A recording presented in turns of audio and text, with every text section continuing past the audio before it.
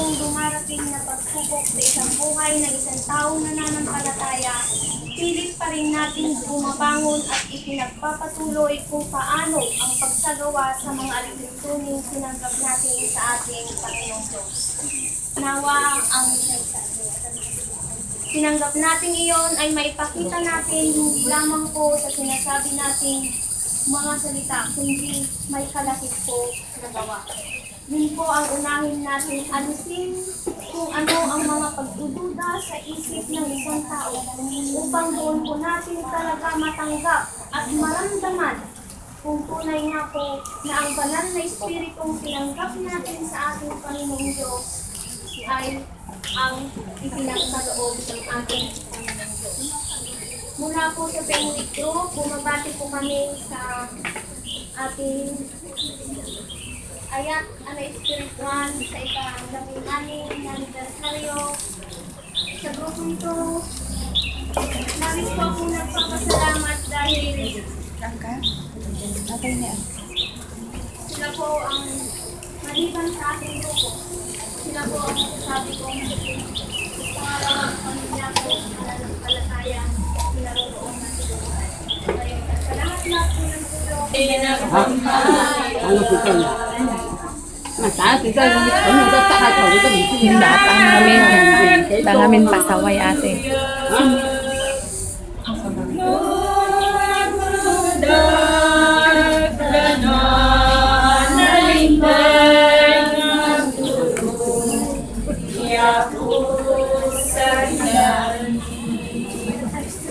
Apay nudaduma maupaya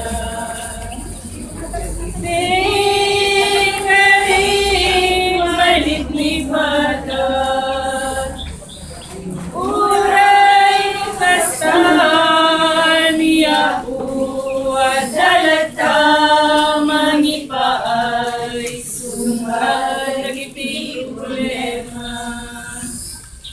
mga wawis inalamu at tuloy ka Itinalalang di kalipatan Untuk inalan na gururay At luwitin natin ka Urayan niyan masalangin buharian Hindi ako adalatang magpapasarwan Tuloy at tuloy at may rapat At tulong itiranan Tuyang amay pisang mana Di alamit kong masuki mata Iyang napuan na kurangan At kuya naput pamagawan Anawawis inalaku tuloy ka Itidalagang di kalipatan Yung idalan na gururay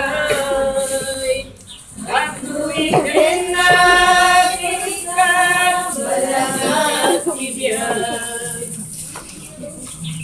Basit nga pa nagtrabaho tayo kakamsat no na impuswa don agda iti ayat tayo mangtod ti parabor na dagiti indod agda iti bendition tayo iti Dios ngam no adda mo iti tantanabuto iti kaunggan ti puso tayo kakamsat upaw nga rod iti tayo panagtrabaho don adda ti mga rod nga nagkanayon nga tuloy tayo don adda nga agpakumbaba tayo isang wanan iti nanay nga Dios don dayto lang iti nak ma-share mo tayo ti Dios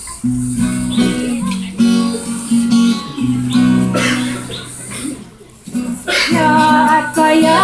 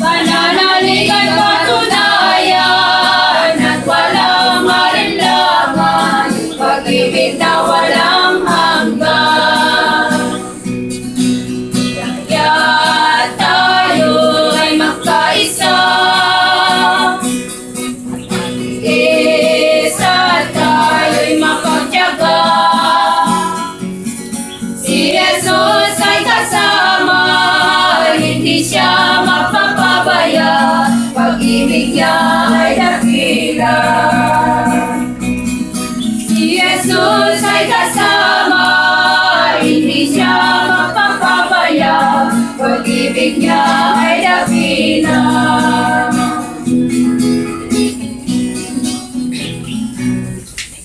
Kapatid sa atin ng Diyos, binigyan niya tayo ng tinapay na hindi ka habang tinapay. Kasi napakahirap pag-memorize. Di po ba? Ang hirap po kasi nung nakikinig ka, ang dami-daming mga salitang nakakinggan, walang naiiwan sa puso. Sabi ko nga kanina, kakunti lang yung mga bibig sa atin ng Diyos, mga tinapay ng buhay. Kasi ayaw niya tayong mabigat ang lalo.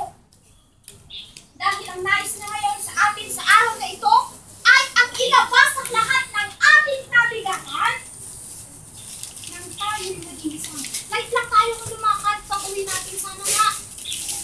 Ang galing na natin lahat. Iwan na natin lahat. Kapag tayo nililinisan niya sa araw na ito sa pasasalamat ng ayat at Espiritu niya. Ang ganda po lang. Napakapalit na ayat ng Espiritu at ayat na rutan na Espiritu at tayo. Nagduglag. Ano redundancy kumatay. Kung hindi kami tingin pa mga niya Diyos, nilay ng adaw, ipaay na rin na adaw, tapos nililas ka, pabigbig yung may sakal na tayo, naawan tayo sa agad sun. Ito sa balik na tao, hindi ka titig na gunsun, hindi